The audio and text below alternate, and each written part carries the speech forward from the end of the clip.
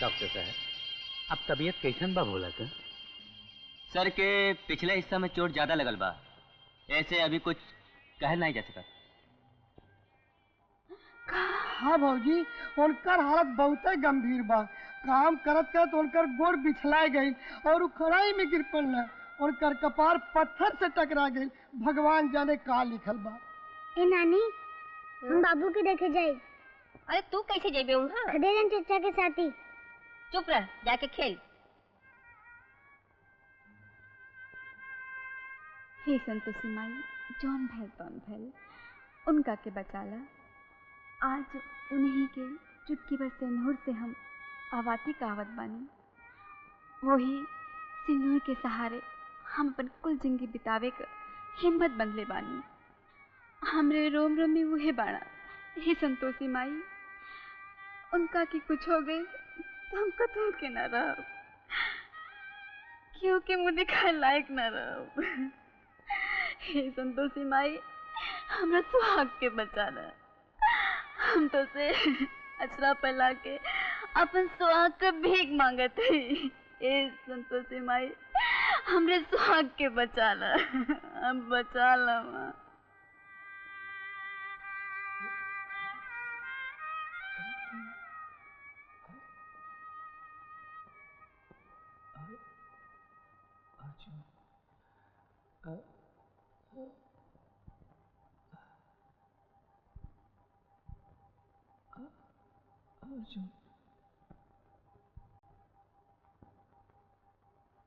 खदेरन चचा, खदेरन चचा, खदेरन चचा।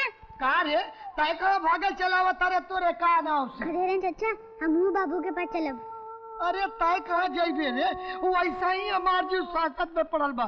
तोरा के संभारी? और ऊपर से तो नारी हमार जीव खा जाई। नहीं चचा, हम बाबू को देखे चलब। हम वही है।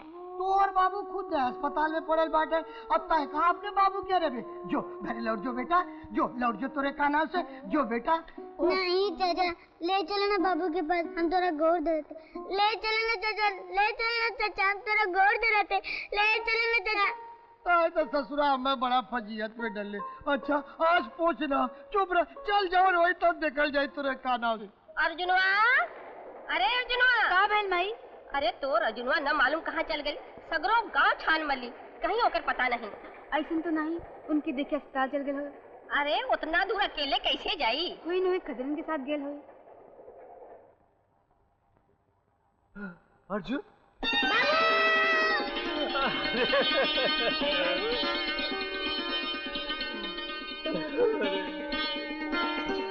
तोरे बंदे कितना तड़प कैसे बड़ा बाबू?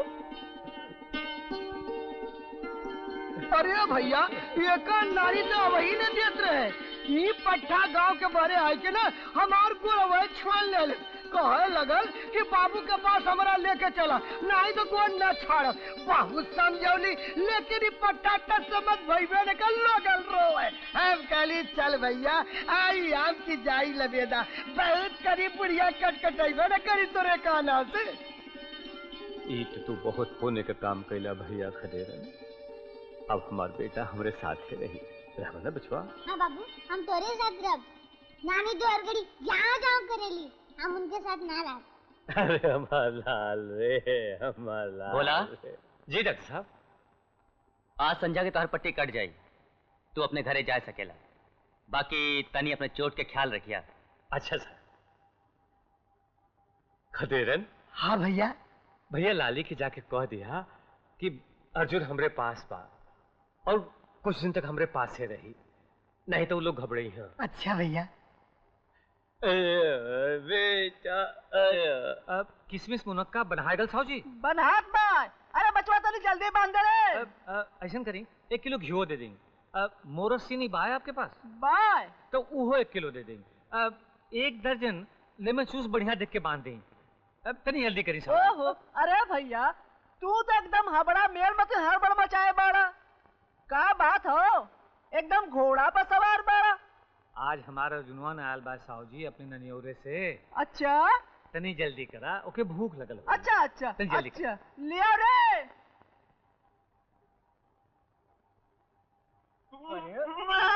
दिन चढ़ घर में टाव क्या बेर होता माई सब कहाँ कहाँ घूमल करे। ए भैया का हो ई भेड़ा बेचबा? काहे ना बेचा भैया, लेला दोनों चाहिए कि एक? नहीं एक थे चाहिए, ई वाला ई वाला। अच्छा ले ला। कितना दाम? दे दा 150 रुपया। अरे इतना बड़ा भेड़ा का 150 रुपया? ले ले। अरे भैया पहले उठी का भेड़ा हो, लड़ाई बात दरबार फाड़ दे। ये घर से दो चीज कबो न बिकी, एक हम दूसरी कड़ा। अब तो हमें एगो बड़ा किन देबो ना। कबड्डी कबड्डी कबड्डी कबड्डी कबड्डी कबड्डी कबड्डी कबड्डी कबड्डी कबड्डी। अरे वाह वाह वाह, अपने कुल संगी साथीन के साथ कबड्डी खेलल जात ह। अच्छा लइको आवा चल, ला लेमन चूस ला, ला चल लेमन चूस ले बचवा। ई ले तू, तू ले, ई ले। लइको ये आपस में बांट ले, बांट ला जा।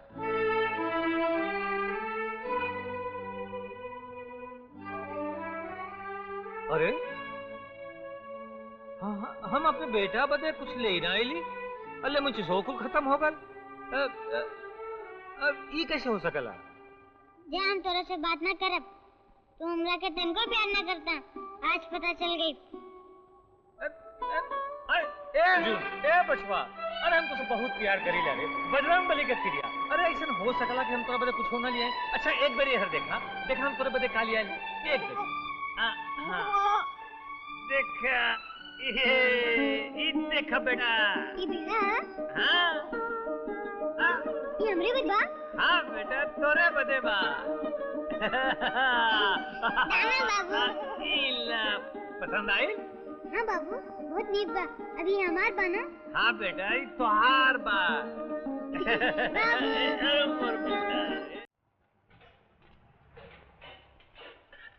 बोला सलाम। का हाल चाल बा? सब ठीक बा ये लड़का तोहार हो? जी। कहीं स्कूल नहीं भेजते काहे के? भेजे वाला तो रहली, बाकी कहा बताएं, कुल कमाए गड़बड़ी आ गई। और फिर हुई है सोई जो राम रुचि राखा। अगर उनके भाग में मटिया खने के रही तो मटिया खने हैं।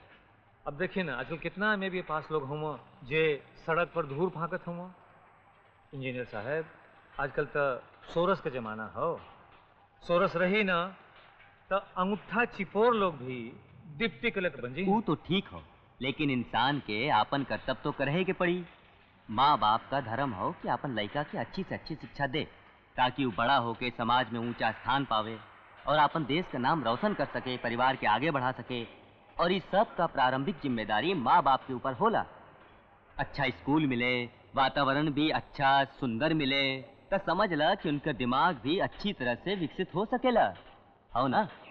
वो तो ठीक कहते हैं साहब, लेकिन बढ़िया स्कूल में लड़का के भर्ती करे बदे दान देवे की जरूरत पड़ेगा। और हमन ठहरने गरीब मजूर इतना रुपया कहाँ से लिया दान देवे बदे? भाई अच्छा काम करे बदे आदमी के खर्च तो करे के पड़ेला, और तोहू के भी खर्च करे के पड़ी। लड़का के जिंदगी बनावे बदे आदमी के बहुत कुछ त्याग करे के पड़ेला। हाँ? तो उन्हीं लोगन के पास साधन हो तो सब लोगन के इकट्ठा कई के सामूहिक खेती शुरू कर सकेला, जैसे तोहार आमदनियों बढ़ जाई और तब तू जवन भी चाहिबा सब कर सकेला। एक बात याद रखिए भोला हमार, कि ये दुनिया में कुछ भी करब असंभव नहीं हो, कि जे आदमी करे चाहे तो।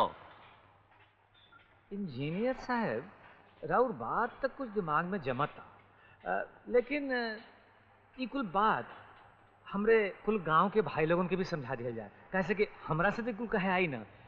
अगर मेहरबानी हो तो हम सबके बुला लें। अच्छा अरे ए पलदवा, ए कलेसवा, 5 मिनट खानी तनी होनी आ जो पुलवा के नीचे। इंजीनियर साहब कुछ कहीं? हाँ आ जा लोगन। भोला आप लोगन के यहाँ ए बदे बुलौले होंगन कि हम आप लोगन के खेती के बारे में कुछ बताई। बात ई हो कि महीना 2 महीना में ही नहर के काम तो खत्म हो जाई, और ओकरे बाद फिर आप लोगन के खेतिये करे के हो। आप लोग सामूहिक खेती के नाम तो सुनले होइबा, ना सुनले हो तो हम बता दें। एकर मतलब ई होला कि जमीन के छोट छोट टुकड़न के मिलाए के सामूहिक परिश्रम से पैदावार कई के सामूहिक फायदा उठावल जाए और यही के सामूहिक खेती कहल जाला। अरे ऐसा है, एक खेत के एक मालिक रहला पर तो खेत ठीक से जोताते बोआत नहीं खे, और जब एक खेत के 100 मालिक हो जाइए तो खेत का कटहर जोताई। ए झेंगूर, बीच में ढेर टर जिन करा। पहले साहब को पूरी बात सुन ले, जब समझ में ना आई तो बोलिए बैठा। जैसन तो हुकुम भैया। हाँ बोल साहब। भाई ये बात तो गड़बड़ हो। एक आदमी के पास इतना साधन नहीं हो सकेला कि वो समुचित ढंग से खेती कर सके। सामूहिक रूप से इकट्ठा हो गईले पर साधन भी इकट्ठा हो जाए और संपूर्ण साधन से खेती भी संपूर्ण होई। जब संपूर्ण पैदावार होई आपका फायदा भी बढ़ जाए, बहुत ज्यादा बढ़ जाए। और जब फायदा बढ़ जाए और खूब आमदनी होवे लगी तो फायदा के आप लोग अपने अपने हिस्सा के मुताबिक आपस में बांट लें। इस तरह से आप लोगन के जिंदगी खुशहाल होई, आपके लइकन के अच्छी शिक्षा, परिवार के अच्छा कपड़ा और अच्छा खाना मिली। अगर आप लोग इस तरह परिश्रम शुरू करें तो सरकार भी आप लोगन के एमन काफी मदद करी। सस्ते दर पर आप लोगन के बीज, रुपया, खाद सब कुछ उपलब्ध करा सके। गांव के भाई लोग, आप सभे ये बात अच्छी तरह से जानता कि आज यहाँ ये पंचायत काहे बुलावल गई बा। सहकारी खेती पर विचार करे खातिर। हमरा मोट दिमाग से तो ये बात बहुत बढ़िया लगा था, बाकी बारीकी दिमाग से महाटर जी ये कुल बात की अच्छी तरह से समझा सकेले। काहे से कि बाहरी जानकारी दुनियादारी के बाद इनका के हमरा से ढेर आवता। बोली महाटर जी। भैया वैद जी अपना से ज्यादा हमके जानकार समझना है, एकरा खातिर हम उनका शुक्रिया अदा करत हैं। हम थोड़ी के में ढेर कह, अगर साचो हमन का मिलजुल के वो काम कर लिहल जाओ जौन इंजीनियर साहब कहले हुआ तो हमन का सुखी हो जाए। सोच हिसाब है, अपना अपना हिस्सा मुताबिक खर्च करके अपना अपना हिस्सा मुताबिक फायदा बांट ले। न केहू के पानी का कमी हुई न खाद का। बिल्कुल ठीक। और केहू केहू के नौकर ना रही, सब ही मालिक रही। और फिर कमी कौन चीज का रही? काम आटे। अरे अगर कोनो बात का कमियों रह गई तो सरकार पीछे बैठल बा ना हमन का मदद खातिर। अरे विकास तैयार बा, अच्छा से अच्छा बीज देवे खातिर, अच्छा से अच्छा खाद देवे खातिर। अरे सरकार 25 थे योजना बनेले बा हमन का मदद खातिर। हम तो कहते भैया बहुत फायदा बा, बहुत बड़ फायदा बा। अब सवाल ये रह गया बा कि आप पंचनो सब लोग एकरा खातिर राजी हैं कि ना? साहब राजी बा माटा साहब। अरे ये फायदा वाला काम में के ना राजी हुई? का हो लोगन? ऐसा करी के सहकारी खेती खातिर एक ठे सहकारी समिति बना ली जाओ और ओकरा नेता के चुनाव अब अहिने कर लिया। अरे बाप रे, ये चुनाव ससुरा फिर आ गए का तोरे का नास?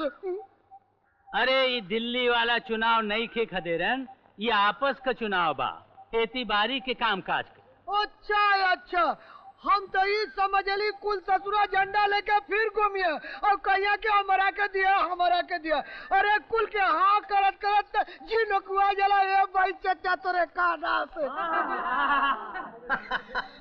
अच्छा, अब आप लोग अपना में से केहू का नाम अध्यक्ष पद खातिर बताएं।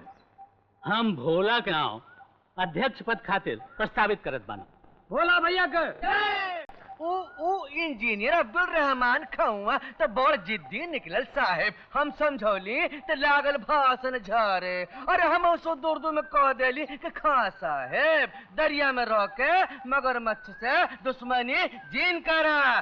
जब तस्सा मसला भइल तब सिंचाई मंत्री के पीए को फोन घुमौली और कह देली कि साहेब तबादला हो वही के चाहिए। फिर जिन करा साहेब शनिचर तक वो के टिकट काट के रही। और नेताजी ओकरी जगह जौन आई वो घुसखोर ना निकल तब का बात करत है साहेब? दुनिया में सब लोग इंजीनियरवा जैसन बेवकूफ ना बा। वो तो ठीक है नेताजी, पर ए खजरना जी मालिक। ई का रे मजूर अभी तक ना आइला? अरे मालिक सब सामूहिक काम पर चल गया वहाँ तोरे का नाम से। सामूहिक काम? हाँ। ई कौन नया काम हो रे? सामूहिक काम मान के साहब सामूहिक खेती। उ सरवा भोलवा किसान नेता बन गइल बा, हमरा कंपटीशन में चल रहल बा। ई सब आज उ सरवा इंजीनियरवा के लगावल बा साहब। ये ससुरा भुलवा का मन बहुत बढ़ गइल बा। अब ओके खत्म करके ई रोज रोज का खिटखिट मिटा के ही रहा। साहब भोलवा उ पहले का भोलवा नहीं, उ मजूरन का बड़ लीडर बन गइल बा, ट्रेड यूनियन बना रहल बा। ओकर कब्र बनावे खातिर बहुत सब्र करे के पड़ी साहब। सब्र करे के।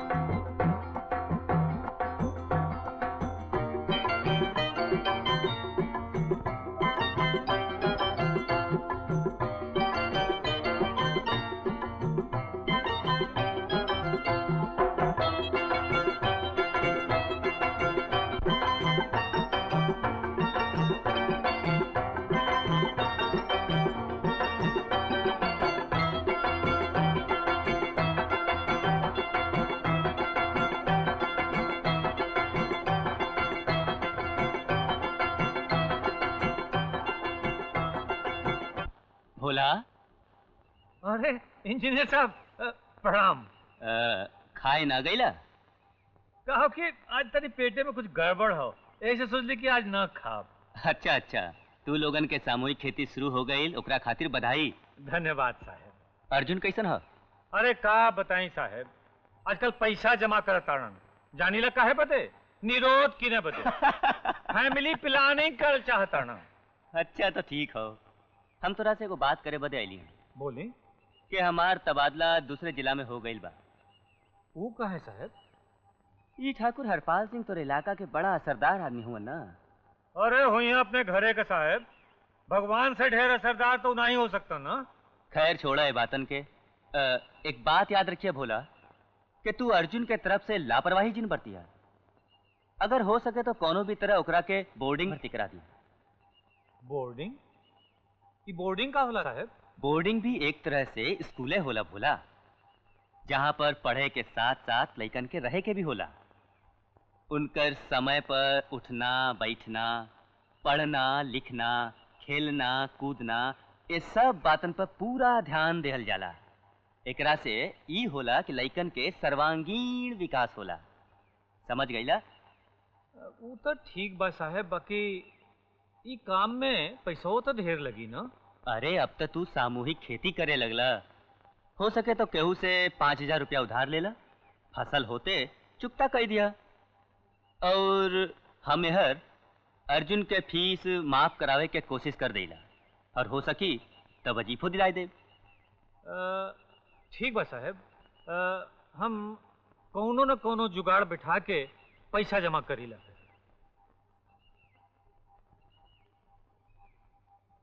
5000 रुपया? हाँ साहब जी, 5000 रुपया का बंदोबस्त आपके यहाँ से हो जाई तो हमारा जिंदगी का एगो बहुत बड़ काम हो जाई। फसल भइला पर हम आपको फूल पैसा लौटा दे। आप तो जानते हैं कि हमन सहकारी खेती करत है जा। सहकारी खेती दुई भाईन के भागीदारी निभता नहीं थे, तो इतना लोगन के भागीदारी कैसे निभी? साझे का सुई सेंगरा पे चले रहे भैया, ये बात में कोनो दम नहीं के। हमार मन तो नहीं करत बा तोरा के पैसा देवे। साहब जी, हम आपसे विनती करत हैं कि कैसे भी कह डाली ना कि हम रुपया न दे। जा कोनो दूसरा रास्ता देखा जा।